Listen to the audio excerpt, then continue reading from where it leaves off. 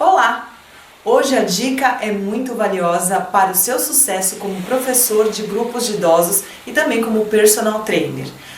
Se refere a uma questão muito fundamental: compreender o ser, o indivíduo com quem você está trabalhando. Compreender os seus valores, a sua maneira de pensar, os seus costumes e principalmente saber tratá-los com o devido respeito e tratá-los da maneira que ele vai se sentir mais confortável. Muita gente acha que para falar com o idoso você precisa necessariamente chamá-lo de senhor, senhora, seu fulano, dona fulana, e na realidade, o que eles têm em mente? Que isso é um tratamento que os antigos usavam muito para determinar respeito. Então, em respeito a uma pessoa mais velha, a gente fala senhor, senhora, mas também aprenderam que a autoridade numa relação professor-aluno é do professor. Então, é o professor que tem que ser chamado de senhor, de senhora e não o aluno. Então, isso nos permite aproximar essa relação e tratar o nosso aluno por você, pelo nome, primeiro nome, pelo nome que ele gosta de ser chamado. Essa é uma geração de nomes estranhos, às vezes em homenagem a um avô, a um tio, a um parente. E nem sempre as pessoas gostam do primeiro nome ou são chamadas assim. Então, é muito comum a gente encontrar aí a Maria do Socorro, que é chamada de Cidinha ou de Sônia. É muito comum. Então, a gente precisa ter esse tratamento com a pessoa pelo primeiro nome. Isso não é uma obrigação. É uma forma que eu encontrei de tratá-los, até porque durante anos de experiência tomei muitas broncas. Senhora tá no céu, não, assim você tá me fazendo sentir mais velho, não sei o que lá. Então, umas brincadeiras que no fundo mostram que eles se sentiam incomodados com esse tratamento. Em alguns momentos eu era chamada de senhora, o que também me deixava desconfortável. E aí eu pedia, não, por favor, você. E ainda assim muita gente não conseguia tirar o senhora da boca. Se você é um professor que, como eu, também cresceu numa formação onde a gente aprendeu a chamá-los de senhor, senhora, por serem mais velhos, reveja a sua postura e perceba se realmente aquilo não está incomodando. Em alguns momentos pode ser que haja exceções. Por exemplo, você perceber que uma pessoa quer uma certa distância, uma pessoa que quer impor um status sobre você de alguma maneira, e aí você pode respeitar chamando de senhor, senhora, uma exceção.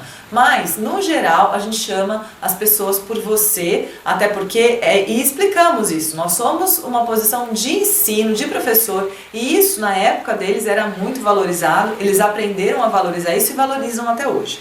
Uma questão fundamental: nunca use diminutivos, jamais. Diminutivo, já falei algumas vezes, mas é bom reforçar, diminui a pessoa, torna-o infantil. E não existe essa história de que idoso volta a ser criança, de maneira nenhuma. O idoso é um adulto, pelo contrário, ainda mais maduro, ainda mais consciente.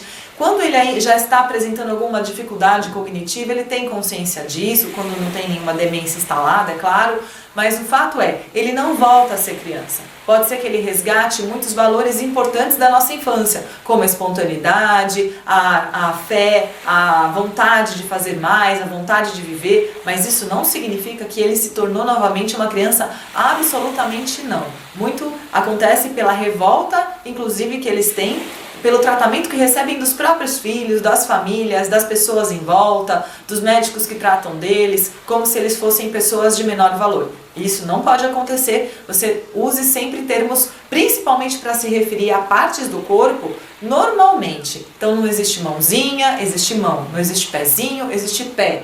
Tudo isso irrita muito grande parte dos idosos. Alguns não vão se importar, mas é uma minoria. A grande maioria vai ficar não tendo uma sensação positiva na sua aula, e isso denigre a sua imagem enquanto profissional. Está sendo ali visto como alguém que, ai, coitadinha, não sabe o que está fazendo. Então, é complicado. Vamos procurar tratá-los com respeito, mas nessa maneira de considerar o aspecto que eles realmente têm, que é o adulto, não a criança.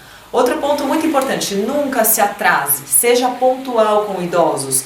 Tenha bastante profissionalismo, cumpra o que você prometeu, tenha palavra. É uma geração que valoriza muito a honra, a hombridade. Então você precisa ser fiel àquilo que diz. Então não prometa aquilo que não tem certeza se pode cumprir. Nunca fale, na próxima aula a gente vai fazer tal coisa. E esquecer ou não trazer o material que deveria para aquela coisa, ou deixar as fichas em casa, o material que você precisaria para cumprir aquilo que você prometeu. Então, só prometa aquilo que você tem de fato certeza que vai ser cumprido, que isso até é bom.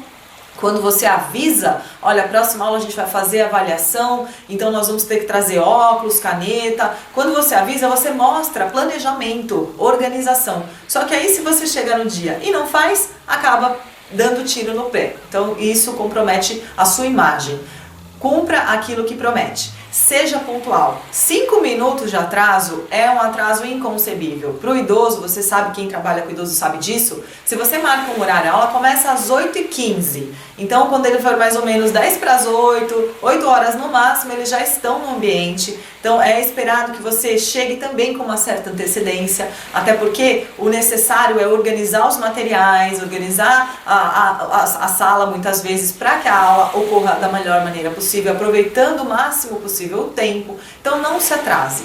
No seu personal trainer, então, aula pontual, iniciando naquele horário marcado. Se você tiver algum conflito de horário, de agenda, por exemplo, você tem uma aula que termina às 17 horas e outra que começa às 17 horas, então quer dizer, um aluno em cima do outro, você quer sair para tomar uma água, para ir no banheiro, não teve tempo de fazer isso, então já planeja aqueles 10 minutinhos de intervalo, 15 minutinhos de intervalo, é necessário porque você assim consegue cumprir uma outra imagem, ter uma imagem mais profissional, passar mais credibilidade, conquistar a confiança do seu cliente, isso é fundamental. Então a pontualidade é essencial. Outra coisa, não falte, não desmarque.